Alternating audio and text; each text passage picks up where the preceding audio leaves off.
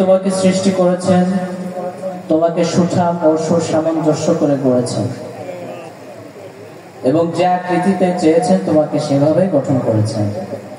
কখনো না, বরং আসল কথা হচ্ছে এই যে তোমরা শাস্তি ও পুরস্কারের দিনকে মিথ্যা মনে করছো, অথচ তোমাদের উপর পরিদর্শক নিযুক্ত রয়েছে এমন সম্মানিত লেখকবৃন্দ যারা তোমাদের প্রত্যেকটি কাজ জানে।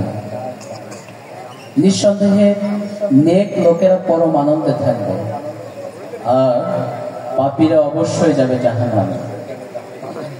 কর্মফলের দিন তারা তার মধ্যে প্রবেশ করবে এবং সেখান থেকে কোনো ক্রমে তারা সরে পড়তে পারবে না।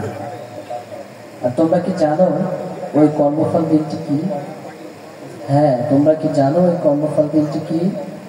এটি সেই দিন যখন কারোর জন্য কোনো কিছু করার সাধ্য থাকবে না। ফায়সালা সেদিন একমাত্র আল্লাহর ইখতিয়ারেই থাকবে।